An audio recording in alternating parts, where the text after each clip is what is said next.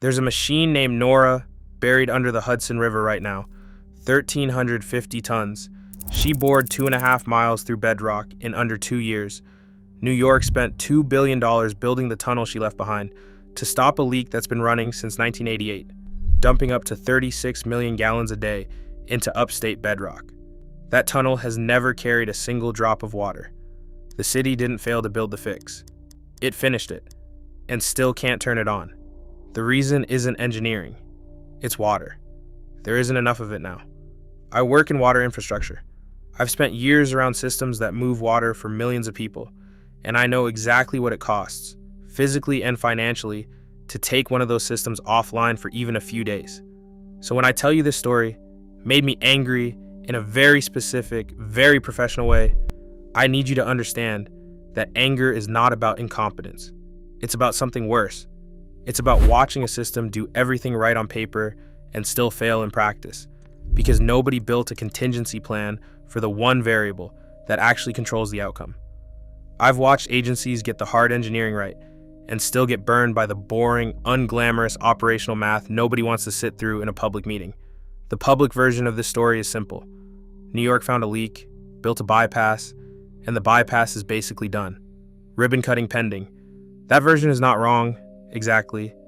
It's just missing the part that actually explains why this is still a story in 2026 instead of a headline from 2023.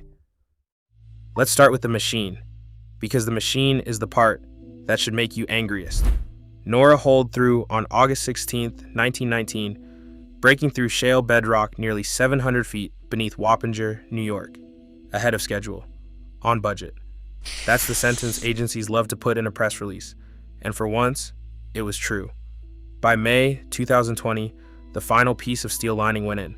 230 segments, 16 feet across, 40 feet long, each one weighing about 106,000 pounds, lowered down an access shaft in Newburgh. This was the first tunnel built under the Hudson since 1957, since the South Tube of the Lincoln Tunnel. That is not a small engineering achievement. That is one of the harder things you can do underground in this country, and DEP pulled it off years ahead of the not until after 2027 language you're hearing now. So here's my question, and it's the question that should be bothering you too. If the hardest part of this job, the part that involves boring through an active riverbed 600 feet down, is done and has been done since 2020, why isn't this tunnel moving water right now? Because construction success and system success are not the same thing. You can finish a tunnel completely, perfectly, and still not have fixed anything. That's the first layer of this story, and it's the one that should worry you the most, because it means the hard part was never the part everybody was watching. Let me give you a sense of scale, because the numbers here are almost hard to picture. The Delaware Aqueduct is 85 miles long, still the longest continuous tunnel in the world.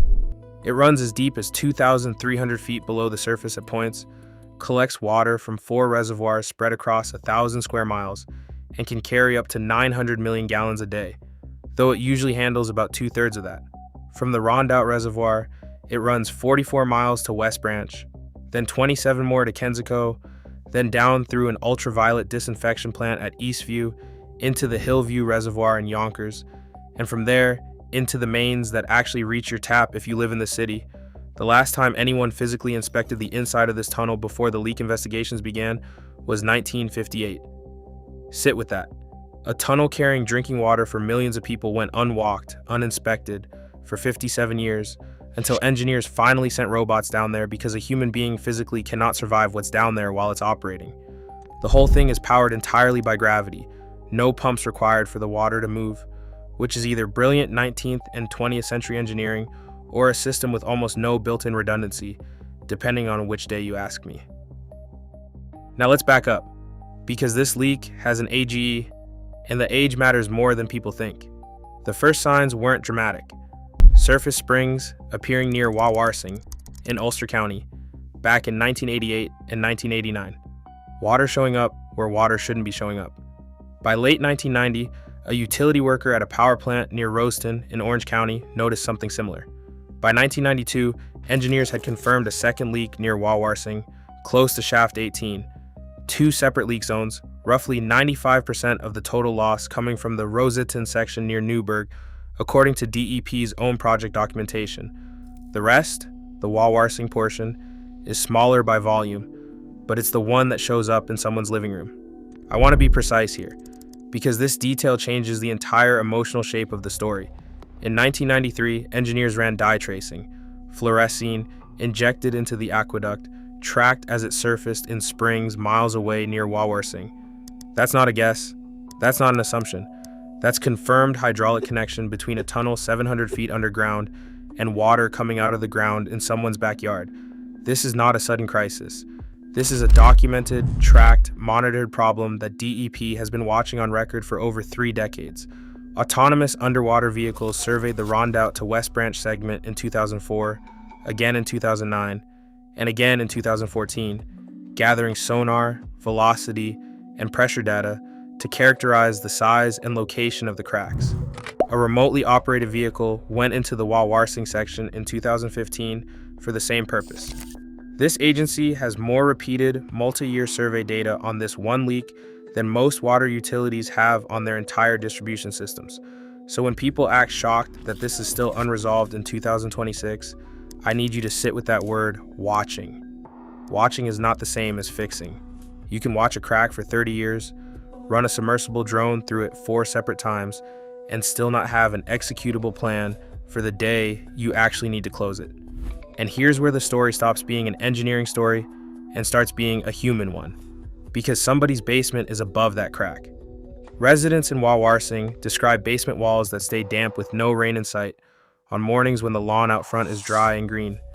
Sinkholes opening in front lawns, some 5 feet deep, starting small and spreading, the kind where you step in what looks like solid grass and your foot sinks 8 inches before you feel the ground give.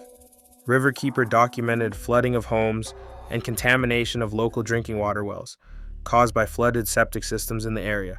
Representative Maurice Hinchy warned publicly that road erosion from these sinkholes could threaten high-tension power lines running through the area. That's not abstract infrastructure risk. That's a family standing in their yard, watching the ground go spongy under their foot, watching their basement smell like mold every autumn for years, while an agency deep into engineering studies keeps saying the leak hasn't worsened since monitoring began in 1992. I want to be fair here. Not worsening is a real engineering finding, and it matters. It's also cold comfort to somebody with standing water under their house every October. It's also worth knowing that DEP itself, in its own 2018 leak report, still wouldn't fully confirm in public that the tunnel was the source of one Wawarsing resident's flooded basement, even after years of residents pointing at sinkholes 8 inches deep in their own lawns. That's the kind of sentence that sounds bureaucratic and cautious. Professionally, I read it differently. When an agency has confirmed dye tracing, confirmed hydraulic connection, and 3 decades of survey data, and still won't say the plain sentence out loud to the people living on top of the leak, that caution stops being scientific rigor and starts being liability management. So now you understand the stakes. You understand the age of the problem. Here's the part that actually explains why the fix isn't running yet, and it's the part almost nobody puts in the headline. To connect the finished bypass tunnel to the rest of the system, DEP has to shut down the entire Delaware Aqueduct, not a section, the whole thing, for 8 months. This single tunnel supplies roughly half of New York City's daily drinking water, drawn from 4 reservoirs across 1,000 square miles, moved entirely by gravity. You cannot just flip a valve and reroute that overnight. The rest of the system, the Catskill and Croton systems, has to absorb that load, and that only works if there's enough water sitting in reserve across the whole basin to cover the gap for the better part of a year. This is the mechanical heart of the entire story, and it's the part that makes this a water story, not a construction story. DEP has actual go or no-go criteria for this shutdown, and they publish them. East of Hudson, reservoir inflow has to exceed 6.5 billion gallons between July and September before they'll even attempt it. Historically, that threshold gets met about 80% of the time. The shutdown has to start in October specifically, because that's when demand across the city is lowest. And even then, DEP has said pump upgrades to the system are still part of what needs to happen before the final connection is safe to attempt, which is its own quiet admission that finished and ready are two different words. And it's not just a rainfall total DEP is watching. Their own planning materials show they're pulling extended temperature and precipitation forecasts from NOAA's Climate Prediction Center before they'll even schedule an attempt. That's a water utility making an 8-month decision involving half the city's water, partly on the back of a seasonal weather outlook. I don't say that to mock the process. I say it because it tells you how thin the safety margin actually is. There is no version of the shutdown that doesn't depend on getting a multi-month climate forecast right months in advance, in a region where normal rainfall has stopped being a reliable baseline. Read that again. The fix for a water loss problem requires temporarily removing a massive share of the city's water supply for the better part of a year, and that is only survivable if the rest of the system is running a genuine surplus. The leak and the fix are both, at their core, water supply math problems, not concrete problems, not steel problems. Math problems, and math problems don't care how good your tunnel is. In October 2023, DEP tried it. They started the shutdown. Then the drought showed up. Historic drought conditions forced them to reopen the tunnel in November 2023, before the connection work was finished. Not because the tunnel failed, not because the engineering failed, because the region didn't have enough water in reserve to keep the rest of the city supplied while this one was offline. That forced termination ended the existing construction contract outright. In May 2025, DEP announced they'd have to begin an entirely new procurement and contracting process just to complete a connection that was already mid-surgery. The current estimate, as of DEP's own public statements, is after 2027. No fixed date, just after. I want you to sit with that phrase for a second, because it sounds like a delay, and it's actually something worse. It's a contract that no longer exists. The construction team that started this job isn't necessarily the team that finishes it. Every procurement cycle on a public infrastructure project this size adds time, adds cost, and adds risk of losing the institutional knowledge tied to a project that already took more than 30 years to get this far. Here's the dry truth of it. The tunnel doesn't care about press releases. The drought didn't read DEP's project timeline either. Water is going to behave like water. And right now, water is doing exactly what climate volatility has been doing across the entire Northeast for a decade, refusing to show up on schedule. That's twist number one. Here's twist number two, and this one is quieter, but it bothered me more. In January 2026, Mayor Mamdani appointed a new DEP commissioner, Lisa Garcia, replacing Rohit Agrawala, the commissioner who signed off on the May 2025 delay announcement. In March, Garcia went before the City Council's Environmental Committee to walk through DEP's roughly $34 billion 10-year capital plan. She itemized watershed spending line by line, project by project. $1.1 billion for a new tunnel giving the Kensico Reservoir redundancy, $1 billion for Ashokan, $351 million for Hillview, $25 million for the Gilboa Dam. The Delaware Aqueduct connection did not appear in her written testimony. I need to be careful here, because this is exactly the kind of detail that gets oversold on this platform, and I'm not going to do that to you. Absence from one piece of testimony is not confirmation the project's been shelved. It's not proof of anything on its own, but it is confirmation of something specific. This project, right now, does not have a public date attached to it in the same room where every other major watershed project just got one. A leak with 30+ years of documentation, 4 separate AUV surveys, an ROV inspection, dye tracing, and a $2 billion physical solution sitting finished in the ground has somehow become the project that didn't make the cut in a public hearing specifically about priorities. That's the monitoring gap of this story. And it's not a chemistry monitoring gap, it's a public accountability monitoring gap. The leak has more data behind it than almost any infrastructure problem in the city. The fix, right now, has none.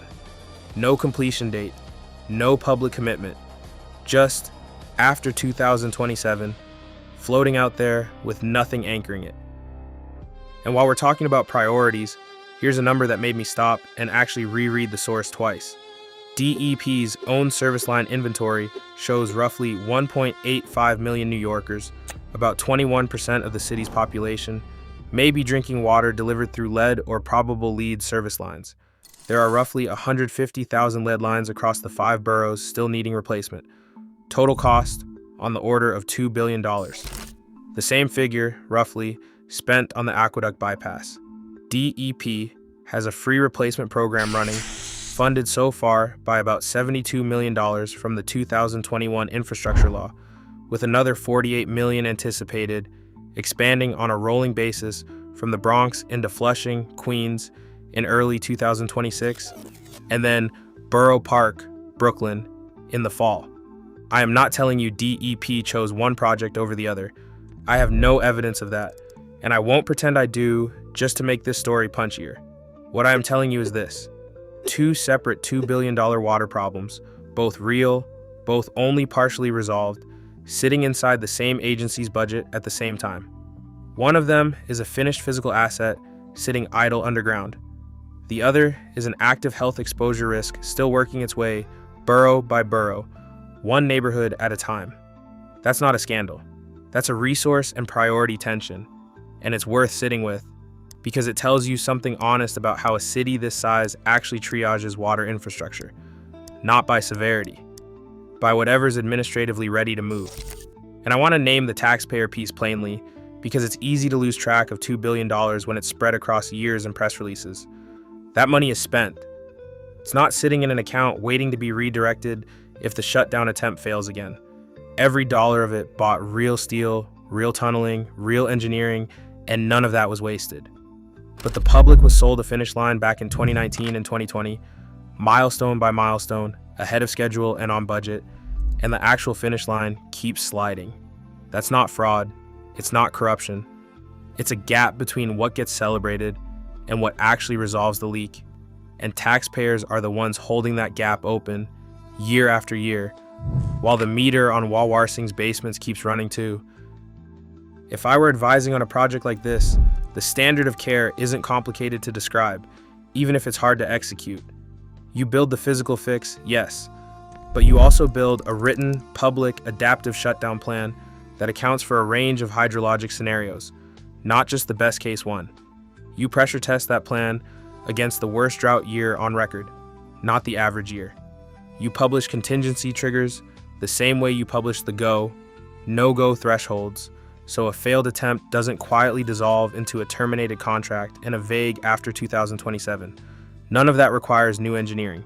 It requires treating the operational side of this project with the same seriousness as the tunneling side, and based on what happened in October 2023, that didn't happen, or it happened and nobody wrote it down anywhere the public can see. Now let me push back on my own instinct for a second, because I don't want you walking away thinking this was bad engineering. It wasn't.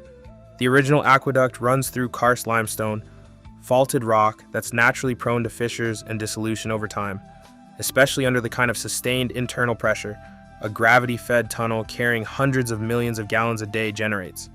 The grout curtain installed around the tunnel during construction in the 1940s degraded over decades, letting that internal water pressure exploit cracks in the concrete liner. Engineers already knew this was a problem zone. That's why steel interlining was added decades ago to reinforce the worst sections. That patch held structurally. It just didn't solve the underlying geology, and it was never designed to. The bypass tunnel is the correct long-term engineering answer to a real, documented geological failure mode. This is not a story about the wrong technology chosen for the wrong site. I want to be fair about that, because it would be easy to make this sound like some contractor sold the city a bad idea to pad a contract. That's not what happened, and I'd be lying to you if I framed it that way just to make the story angrier.